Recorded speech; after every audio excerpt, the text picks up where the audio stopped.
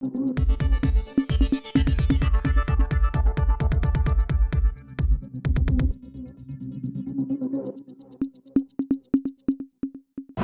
இது news focus Tamil. இன்றைய சிறப்பு விருந்தினராக நம்முடன் அரசியல் பேச மூத்த பத்திரிகையாளர் திரு இரா குமார் அவர்கள் இணைந்திருக்கிறார். சார் வணக்கம். வணக்கம் அன்பு. எலெக்ஷன் ரிசல்ட்டுக்கு பிறகு மோடியுடைய ஆட்சி, அவருடைய அந்த ஸ்டைல் எப்படி இருக்குன்னு பார்க்குறீங்க? அதாவது 303லேருந்து 240 வந்திருக்கிறாரு, கூட்டணி எவ்வளோ ஆட்சி அமைச்சிருக்கிறாரு. அவர் அவர் இப்போ ஃபாலோ பண்ணுற அந்த பேட்டர்ன்லாம் பார்த்தீங்கன்னா பழைய பேட்டர்ன் அப்படியே கேபினெட்லேருந்து எல்லாமே அப்படி தான் இருக்குது. பட் பட்ஜெட்டில் அவர் கொஞ்சம் இறங்கி வந்திருக்காருன்னு சொல்லி சொல்கிறாங்க. அது எதுலேயும் இறங்கி வராதவர் பட்ஜெட்டில் இறங்கி வந்திருக்காரு. 2 பேருக்காக இறங்கி வந்திருக்காரு, முட்டு கொடுக்குற 2 பேருக்கும். வேற என்ன இறங்கி வந்திருக்காரு? ஓகே, அதாவது அவர் பழைய ஆட்டத்தை அப்படி தான் ஆடுவார், அவர் எந்த இதில் மாற்றிக்க மாட்டேன்னு சொல்லும்போது பட்ஜெட் விஷயத்தை குறிப்பிட்டு வேறு வழி இல்லாமல் செய்கிறது. நீங்கள் நேர்மையாக பண்ணுறதுன்னா ஒரு இந்திய அளவுக்கு இந்திய அளவிலான ஒரு பட்ஜெட்டை போட்டிருக்கோம், குறை சொல்கிறீங்களேன்னு. பிரச்சனையே இந்திய அளவில் பட்ஜெட் இல்லைங்கிறது தான். ஒரு 2 மாநிலத்துக்காக போட்டிருக்கீங்களுடைய இந்திய அளவுக்கான பட்ஜெட் இல்லை அப்படின்னு சொல்கிறாங்க. என்ன தமிழ்நாட்டுக்கு பணம் வரலாம் வரும், ஆந்திராவோட அதிகமாக கொடுத்துருக்காங்கன்றது அன்புமணி. ஆந்திராவுக்கு எவ்வளோ சார் கொடுத்தாங்க, தமிழ்நாட்டுக்கு எவ்வளோ கொடுத்தாங்க, அது தெரியல எனக்குன்றார். அது தெரியாது, எப்படியா சொல்கிறேன்? நீ தெரியணும்ல, ஆந்திராவோட அதிகமாக கொடுத்தாங்கன்னு தெரிஞ்சாலும் தெரியலாம். தமிழ்நாட்டுக்கு எவ்வளோ கொடுத்துருக்கணும். ரயில்வேக்கு ஒரு 300 கோடி அதிகமாக கொடுத்துருக்காங்க போன தடவை விட.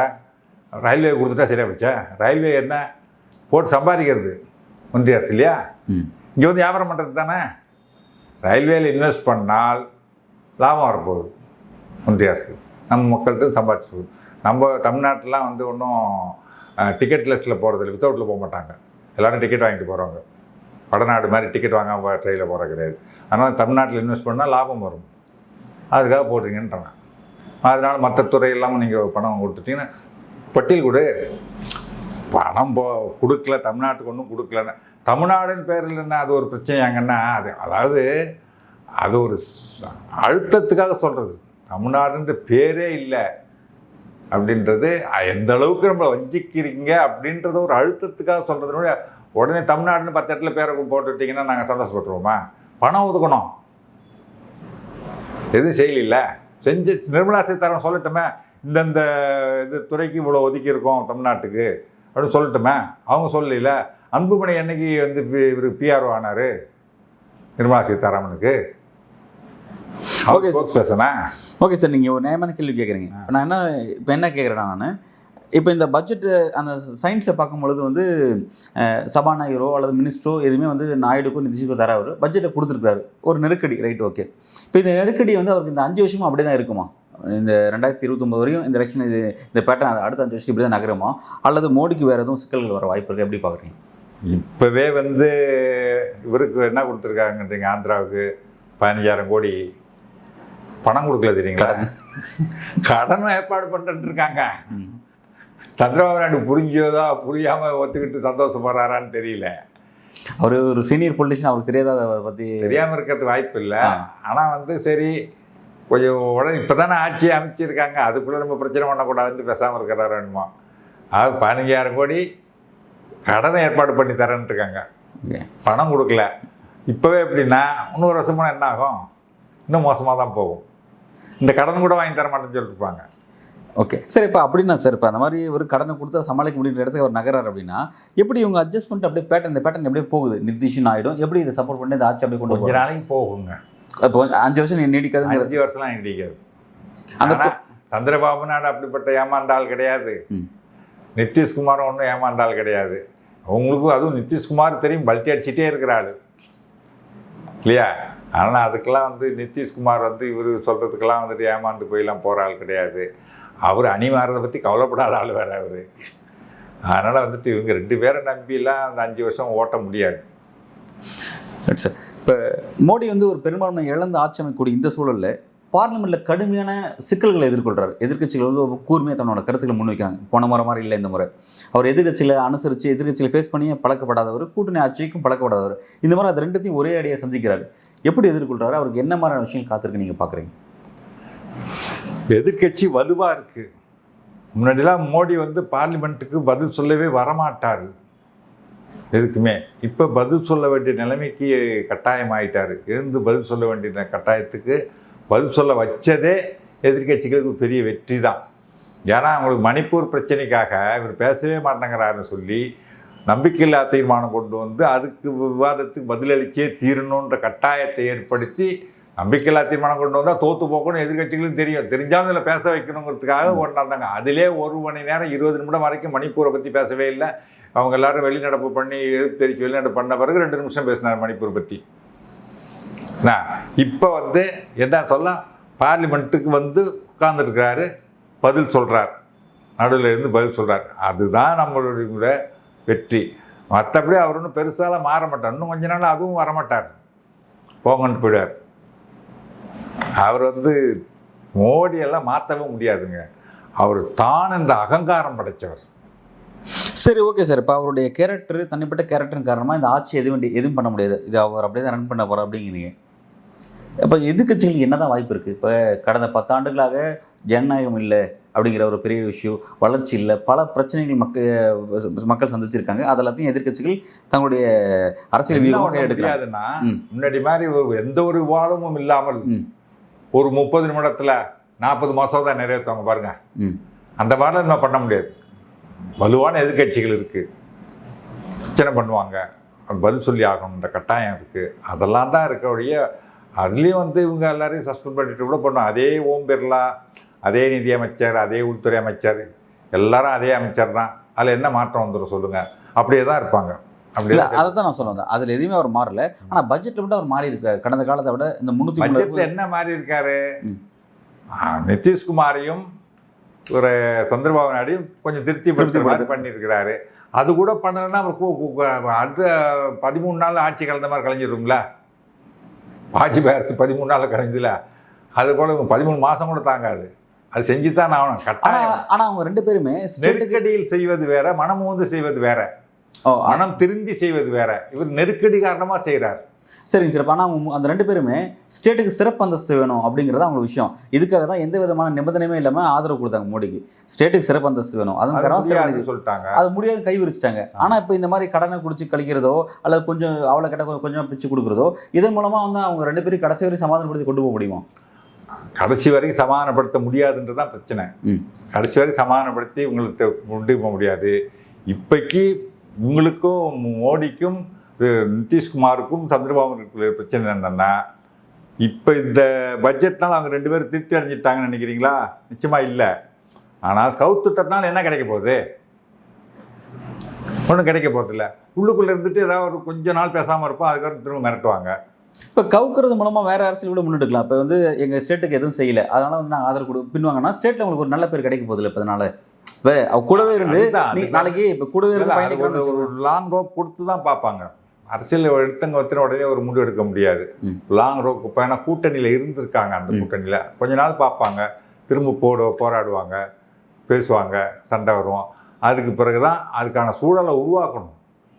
எடுத்த உடனே நீ கொடுக்கல நான் போகிறேன் அப்படின்லாம் அரசியலில் போக முடியாது. ஓகே, அப்போ அது ஒரு டைம் எடுத்துக்கணும்னு சொல்கிறீங்க. அந்த டைமுக்குள்ளே இந்த கட்சியை பலவீனப்படுத்த, இந்த 2 கட்சியும் பலவீனப்படுத்தக்கூடிய நடவடிக்கை அவர் கையில் எடுத்துட்டாருன்னா அது உணர்ந்துட்டு உடனே நிதிஷ் முதல்ல வெளில வந்தார் இல்லையா, பிஜேபியோட கூட்டணி விட்டு அது மாதிரி வருவாங்க.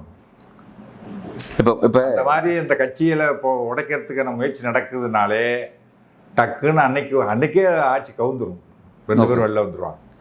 இப்போ இதுதான் கேள்வி. இப்போ கடந்த 2019 24 இந்த 5 ஆண்டில் மோடியோட ஆட்டம் பாதிக்கும், எதிர்கட்சிகளை பழி வாங்குறது, பிறகு ஒரே ஒரு எம்எல்ஏ வச்சு மொத்த மாநிலத்தையும் கைப்பற்றுறது அப்படிங்கிற மாதிரி இந்த குதிரை பேர அரசியல் ரொம்ப ஃபெமிலியராக பண்ணாங்கிறது பார்த்தோம்.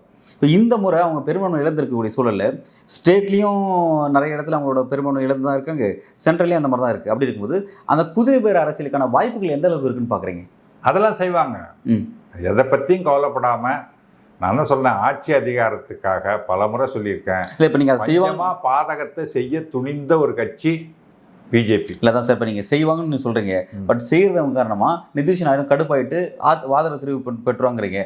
அவர் அதை செய்வாரா செய்ய மாட்டாரா? அதுக்கான பாசிபிலிட்டிஸ் எப்படி இருக்குன்னு தான் கேட்குறேன். நிச்சயமாக செய்வதற்கான முயற்சிகள் ஈடுபடுவார். அப்படி எடுக்கும்போதே இவங்க கை விட்டாங்க. அவரை நிதிஷ் நாயுடு நீங்கள் இந்த அரசியல் ஈடுபடுறீங்களா அப்படின்ட்டு பேக் அடிச்சாங்கன்னா திரும்ப எங்கள் ஆட்சியை கவுத்துட்டாங்க, நல்லா பண்ணிட்டு இருந்தோம், எங்களுக்கு வாக்களிங்கன்னு திரும்ப மக்கள்கிட்ட போய் கேட்போம் அப்படின்னு கூட அதை கூட தனக்கு சாதகமாக பயன்படுத்திக்க பார்ப்பாங்க. திரும்பவும் தேர்தல் வர வச்சு அந்த தேர்தல் மூலமாக ஒரு அந்த வாய்ப்பை அவருக்கு, ஏன்னா 3 முறை மக்கள் பார்த்துட்டாங்க, மறுபடியும் அவருக்கான வாய்ப்பு பிரகாசமாக இருக்குன்றது அடுத்த தேர்தலில் நிச்சயமாக அவருக்கு வாய்ப்பு கிடைக்காது. அதில் ஒன்றும் சந்தேகமே கிடையாது. ஆனால் அவங்க நம்புவாங்க. அவங்க என்னென்ன தகுதி திட்டம் பண்ணலான்ட்டு பண்ணி வெற்றி பெற முடியும்னு நினைப்பாங்க. நேர்மையான வெற்றியை விட வெற்றி தான் அவங்களுக்கு குறிக்கோளாக இருக்குது. அதுக்காக எதை வேணால் செஞ்சு வெற்றி பெறத்துக்கான வாய்ப்புகள் செய்வாங்க. யார் கண்டா இப்போவே இந்த 1,20,00,000 வாக்குகள் அதிகமாக இருந்துச்சு போலான விட. சரி, இப்போ வாக்குகள் இப்போ 2-3 நாட்களுக்கு முன்னாடி வந்து தி ஸ்க்ரோலில் வெளியிட்டிருந்த நியூஸ் என்னன்னா 4.5 கோடி வாக்குகள் முறைகேடு நடந்திருக்கு. கிட்டத்தட்ட 79 தொகுதியில் அந்த மாதிரியான விஷயங்கள் வந்து அதாவது வெற்றி வாய்ப்பை வந்து மாற்றி அமைச்சிருக்கு. அந்த வாய்ப்புகள் யாருக்கு சாதகமாக இருக்குது அப்படின்னா, அந்த முறைகேடுகள் நடந்த 79 தொகுதியில் வாய்ப்புகள் யாருக்கு சாதகமாக இருக்குன்னா என்டிஏ கூட்டணி சாதகமாக இருக்குன்னு சொல்லியிருக்காங்க. குறிப்பாக வந்து ஒடிசாவில் வந்து மொத்தம் 21 நாடாளுமன்ற தொகுதி, அங்கே பாஜக 19 ஜெயிச்சிருக்காங்க. அங்கே 18 தொகுதியில் பாஜக இதனாலேயே வெற்றி பெற்றிருக்காங்கிற ரிப்போர்ட்லாம் கொடுத்துருக்காங்க. ஸ்க்ரோல்லையும் வயர்லையும் வெளியிடுறது. ஓட் ஃபார் டெமோக்ரஸின்ற ஒரு அமைப்பு நடத்தின ஆய்வு. அந்த ஆய்வு மத்திய மகாராஷ்டிராவில் அவங்களுக்கு எவ்வளோ, மகாராஷ்டிரா 11 சீட்ஸ் நினைக்கிறேன், 11 சீட்ஸு, ஒடிசாவில் 18 சீட்ஸு, இந்த மாதிரி ஒவ்வொரு ஸ்டேட்லையும் கணக்கெடுத்து மொத்தம் 79 தொகுதியில் பாஜக சாதகமாக முடிவுகள் வந்திருக்கு. அங்கே நடந்து இந்த மாதிரி முறைகேடு நடந்திருக்கு. அந்த ஓட் ஃபார் டெமோக்ரஸி யாருக்கு சாதகமானதுன்னு பார்க்கணும்ல. அது பிஜேபி சாதகமாக இருந்தால் இப்படித்தானே ஒரு முடிவு கொடுப்பாங்க. இல்லை, நாங்கள் வந்து அவங்க பிஜேபி சாதகமாக இருக்கும். ஏன்னா அவங்க பிஜேபி பண்ணுற தப்பில் அவங்க வெளிப்படுத்திருக்காங்க. 79 தொகுதியில் பாஜக வெற்றி பெற்றதுக்கு காரணம் இதன் மூலமாக தான் வெற்றி பெற்றிருக்காங்க தான் அவங்க ரிப்போர்ட்டை கொடுக்குறாங்க. அதுதான் தில்லுமுள்ளு பண்ணியிருக்காங்கன்னு சொல்லி, தில்லுமுள்ளு பண்ணுறதுல நம்பிக்கை வச்சு உள்ளவங்க தானே அவங்க. தில்லுமுள்ளு பண்ணி வெற்றி பெற முடியுன்றது நம்பிக்கை உள்ளவர் தானே. அதனால் போயிட்டு ஆட்சி கவுந்துச்சுன்னா இதை வச்சு நம்ம ஒரு ஒப்பாரி வச்சு எங்கள் ஆட்சியை கவுத்துட்டாங்க, இவங்க வந்துட்டு இவங்க நம்பி அதை பண்ணணும்னு சொல்லி அவங்க மேலே ஒரு படியை போட்டு அதன் பிறகு தில்லுமுள்ளு பண்ணி வெற்றி பெறலாம் அப்படின்னு கூட நினைக்கலாம். கொஞ்சமாக தொகுதியில் பண்ணுறது 300-200 தொகுதியில் சேர்த்து தில்லுமுள்ளு பண்ணி வெற்றி பெற்று போகிறோம் அப்படின்னு கூட பண்ணுவாங்க. அந்த மாதிரியான தேர்தல் வாய்ப்புகள் வெற்றியை கொடுக்குங்கிறது இன்னும் நம்புறாங்க. அதுக்கான வாய்ப்பு இன்னும் இருக்குன்னு தான் பார்க்குறீங்க. அவங்க நேர்மையை விட நேர்மையான தேர்தலில் வெற்றி பெறுறது மட்டும்தான் அவங்களுக்கு குறிக்கோள். நேர்மையாக வெற்றி பெறணுன்றதுலாம் அவங்களுக்கு குறிக்கோள் கிடையாது. பிஜேபிகிட்ட போய் நீங்கள் நேர்மையெல்லாம் எதிர்பார்க்கவே கூடாது. ஸோ இப்போ அந்த 75 வயசு அவர் டச் பண்ண போகிறாரு. டச் பண்ண ஆர்எஸ்எஸ் தங்களுடைய அந்த 100 ஆண்டு கால அந்த விழாவை கொண்டாடி முடிச்சுட்டு அவர் அந்த இடத்துல மாற்றுறதுக்கான வாய்ப்பு இருக்குன்னு சொல்கிறாங்க. அதை நீங்கள் எப்படி பார்க்குறீங்க? எனக்குன்னா அப்படி உடனடியாக மாறுவாங்கன்னு தெரில. ஏன்னா அந்த ஒரு முகம் ஒன்று, இது அடுத்த ஒரு முகம் காட்டணும்ல. இவர் அதுதானே மோடின்ற ஒரு பெரிய பிம்பத்தை கட்டமைச்சிட்டே இருக்காங்க கூட இருக்கிறவங்கெல்லாம். ஒருவேளை ஆர்எஸ்எஸ் அப்படி ஒரு முடிவெடுக்கும் போகுதுன்னு உறுதியானால் அப்போ இந்த மோடிக்கு அடிக்கிற ஜால்ராக்கெல்லாம் என்ன ஆகும்னு தெரில. ஆனால் இப்போ வந்து உட்கட்சி பூசல் பெரிய அளவில் பெரிய அளவில் போயிட்டுருக்கு. அது எந்த அளவுக்கு வந்து மோடிக்கு எதிராக திரும்புவோம் அப்படின்றது நம்ம சொல்ல முடியாது. உங்களுக்கு வந்து இது தவிர வேற ஒரு ஆட்சி வந்தால் இவங்க செய்யறதை கூட செய்ய மாட்டாங்கன்றது ஆர்எஸ்எஸ்க்கு தெரியும். மோடியை கவுத்தா, மோடி இறக்கி விட்டாலும் ஆட்சி கவிழாது அப்படின்ற ஒரு நம்பிக்கை இருந்ததுன்னா ஆர்எஸ்எஸ் அதை பண்ணோம். இல்லை மோடியை முகமாக வச்சு தான் ஆட்சியை தக்க வைக்கணும் அப்படின்ற மாதிரி இருந்தால் ஆர்எஸ்எஸ் செய்யாது. வேறு ஆல்டர்னேட் கிடையாது இல்லை ஆர்எஸ்எஸ்க்கு. பட் இப்படியே போச்சுன்னா அடுத்து 29 திரும்ப மோடி வச்சுன்னா மோடியோட ஃபேஸ் வந்து டே பை டே வந்து அதை டிக்ரீஸ் ஆகிட்டு போடுற ஃபெமிலியர் ஃபேஸ் வந்து அவரோட கிராஃப் வந்து அப்படியே கொஞ்சம் குறைஞ்சிட்டு போகுது. இந்த பக்கம் ராகுலோட ஃபேஸ் வந்து உயர்ந்துட்டே போகுது. இல்லை உயர்ந்துட்டு போகுது. அப்போ அப்படி இருக்கும்போது பொறுத்திருந்து இப்படியே பார்க்க முடியாது. அதுக்காக மாற்று நடவடிக்கை எடுத்தாகணும்ல ஆர்எஸ்எஸ். மோடியை தூக்கிட்டு வேற ஆளை வச்சா இதோட மோசமாக போயிடுச்சுன்னா சரி. மக்கள் மோடி என்பது பாருங்க, அது முக்கியமானது. ஆர்எஸ்எஸ் என்பது ஒரு பார்ப்பனர்களுக்கான இயக்கம். ஆனால் முகமாக யார் இருக்கா? மோடி இருக்காரு. ஒரு பிற்படுத்தப்பட்டவர், அவரை காமிக்கிறாங்க. அந்த மாதிரி காட்டுறதுக்கான முகம் வேணும் அவங்களுக்கு. அதுதான் முக்கியம். யோகியை கொண்டாந்து வைக்க முடியாது. அதுதான் யோசிப்பாங்க. அவர் ஒரு பிற்படுத்தப்பட்ட சமூகத்தை சேர்ந்தவர் தானே சார்? சாமியாராக இருக்கார்ல. சரி, அதனால யோசிப்பாங்க.